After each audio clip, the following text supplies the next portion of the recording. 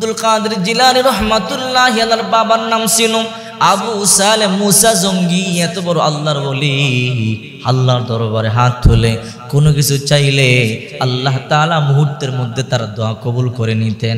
বাপ এত বড় আল্লাহর ওলি, এই জন্য সন্তান এত বড় ওলি হয়েছে। বাপ চোর বাটপার হবে আর সন্তান আশা করবে আল্লাহর ওলি হবে, হতে পারে না। মা যদি ভালো হয় সন্তান ভালো হবে, মা পর্দানিশী হলে সন্তান পর্দানিশী হবে। যেই মা যতটা পর্দা করবে, নিজের 5 ইঞ্চি পেটকে যতটা হেফাজত করবে, আল্লাহ তাআলা তার গর্ভের সন্তানকেও ততটা হেফাজত করবে। আর যেই মা পেট পিট বের করে চলবে, এই পেটের দিকে যত সুর বাটপার সিটার নজর দিবে, এগুলো তার সন্তানের উপরে আসর পড়বে। এই জন্য রাসূল করিম সাল্লাল্লাহু আলাইহি ওয়াসাল্লাম বলেন, হে দুনিয়ার নারীরা, তোমরা পর্দা করো। যখন ঘর থেকে বের হবে ঢিলে ডালা পোশাক অর্থাৎ বোরকা পরে বের হও। ওয়াকরনা ফি বুয়ুতিকুন্না ওয়ালা তাবাররাজনা তাবারুজাল জাহিলিয়াতিল উলা। আব্দুল কাদের জিলানী রহমাতুল্লাহি আলাইহির মা বাবার ঘটনা শুনলে অবাক হয়ে যাবেন।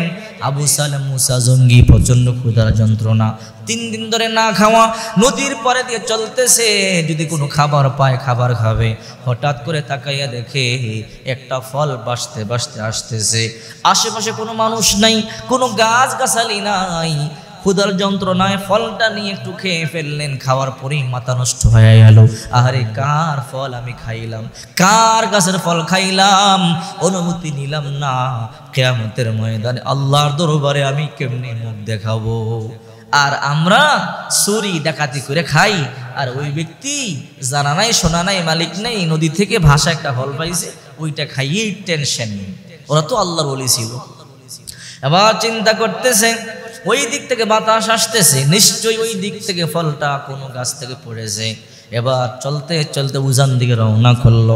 যেতে যেতে বহু দূর যাওয়ার পরে হঠাৎ করে তাকাইয়া দেখে নদীর পারে একটা এই ফলের গাছ দেখা যায়, আর এই গাছের মধ্যে ফল দেখা যায়। মনে মনে ভাবলো, নিশ্চয়ই এই গাছ থেকে ফলটা পড়েছে। মালিককে গিয়ে বলল, এই গাছের মালিক আপনি? বলে হ্যাঁ। বলে একটা ভুল করেছি, অন্যায় করেছি। কি ভুল করেছ? বলে 3 দিনের ক্ষুধার তো ছিলাম, কোনো খাবার নাই, ক্ষুধার যন্ত্রণায় নদী থেকে একটা ফল পাইলাম, এই ফল মনে হয় এই গাছ থেকে পড়েছে। ও মালিক, আপনি আমারে মাফ করে দেন না। বলে আপনার ফল খাইছি, আপনি মাফ না করলে আল্লাহর দরবারে আমার উপায় নাই। মালিক চিন্তা করে, কত ফল কাক পক্ষী খায়, চোর বাটপার খায়, আর একটা ফল পানি থেকে কুড়াইয়া খাইছি, এই গাছেরও হতে পারে, অন্য গাছেরও হতে পারে। অথচ এই লোকটা কেমন আল্লাহওয়ালা, ইমানটা কেমন, মাপ চাওয়ার জন্য আসছে। এই লোক তো সাধারণ মানুষ না। এবার ওই ব্যক্তি বলে, তোমার নাম কি? আবু সালেম মুসা জঙ্গি। বলে আমি মাফ করতে পারি, শর্ত একটা। বলে কি শর্ত? বলে মাপ চাও নাকি? বলে হ্যাঁ। বলে তাহলে আমার বাড়িতে 12 বছর গোলামি করতে হবে। যদি 12 বছর আমার বাড়িতে গোলামি খাটো, আমি তোমাকে মাফ করে দেব।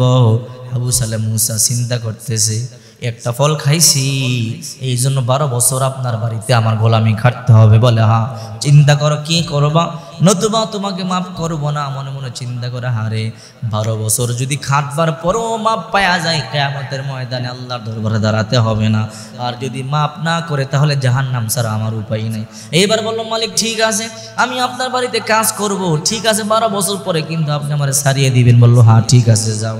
কাজ শুরু করে দিল। 1 বছর নয়, 2 বছর নয়, 4টা খানি কথা নি।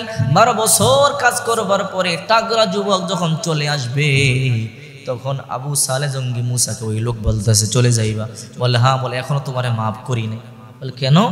আপনি বললেন 12 বছর গোলামি খাটলে মাফ করবেন। বলে আরেকটা শর্ত আছে। বলে কি শর্ত? বলে যাইবা তো যাইবা, আমার একটা মেয়ে আছে, বিবাহ করতে হবে। এই মেয়েটাকে নিয়ে যাও, যদি এই মেয়েকে বিবাহ না করো তোমাকে মাফ করবো না। বলে এই মেয়ের বিবাহ করলে মাফ করবেন? বলে হ্যাঁ। বলে হ্যাঁ, আমি বিবাহ তারপরও করতে রাজি, তবে কথা হলো আমার মেয়েটার চোখ আছে কিন্তু দেখে না। চোখ থাকতে অন্ধ, পা আছে পা থাকতে লোলা, চলতে পারে না। হাত আছে হাত থাকতে অবশ, হাত দিয়ে ধরতে পারে না। আমার মেয়েটার জবান মুখ আছে কিন্তু কথা বলতে পারে না। এমন একটা মেয়েকে বিবাহ করবা কিনা বলো? আবু সালেম মুসা জঙ্গি বলে, আল্লাহ কি আমার পরীক্ষায় ফেলাইছো? এমন একটা মেয়ে আমার জন্য তুমি রাখছো, চোখ থাকতে দেখে না, পা থাকতে চলতে পারে না, মুখ থাকতে কথা বলতে পারে না, এমন একটা মেয়ে নিয়ে আমার জন্য রাখছো। এবার বলে বিবাহ করবা কিনা বলো। আবু সালেহ মুসা জঙ্গি এবার টেনশন করতেছে, হারে আমি কি করব, বিয়ে না করলে তো মাপও পাবো না, জাহান্নাম ছাড়া আমার উপায় নেই, জাহান্নামের আগুনে আমি জ্বলতে পারবো না।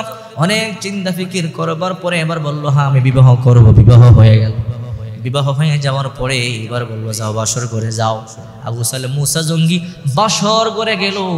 বাসর করে গিয়ে দেখে আশ্চর্য ঘটনা, বিবি দেখতেও পারে, হাত দিয়ে ধরতেও পারে, কথাও বলতে পারে, পা দিয়ে চলতেও পারে। ওইটা আয়েশা স্বামীকে সালাম দিয়া হাত দিয়ে বুকের মধ্যে জড়াইয়া কপালে চুমা খাইয়ে বলে, স্বামী আমার, আপনি আমারে মাফ করিয়া দেন। আবু সালেহ মুসা জঙ্গি দৌড়াইয়া বের হয়ে বলে, শ্বশুর আব্বা জান আপনি মিথ্যা কথা কেন বললেন? বলে আমি জানি তুমি বাসর করে গেলে একটা পেশ লাগবে, তুমি বের হয়ে আমার প্রশ্ন করবা, বাবারে কি বলবা বলো। বলে আপনার মেয়ের মতো এমন সুন্দর মেয়ে দুনিয়ার মধ্যে আমি আর দেখি নাই, নূরগুলো জল জল করতেছে, চোখ দিয়ে দেখে, মুখ দিয়ে কথা বলতে পারে, হাত দিয়ে ধরতে পারে, পা দিয়ে চলতে পারে, কিন্তু মিথ্যা কেন বললেন?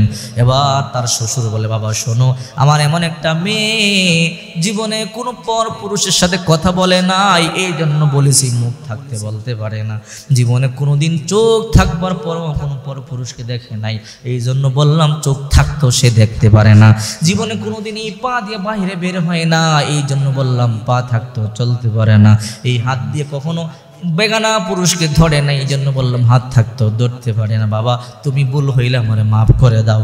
আব্দুল কাদের জিলানী রাহমাতুল্লাহি আলাইহির বাবা সাজদা পড়ে বলে, আল্লাহ তোমার শুকর, তুমি আমার জন্য এমন একটা নিয়ামতের ব্যবস্থা করেছো, মা দামি বাবা দামি, এই জন্যই তো আল্লাহ তাআলা এই দুইজনের সমন্বয়ে পৃথিবীর শ্রেষ্ঠ একজন মানুষের আবির্ভাব ঘটাইছেন, যার নাম আব্দুল কাদের জিলানী রহমতুল্লাহ আলাই।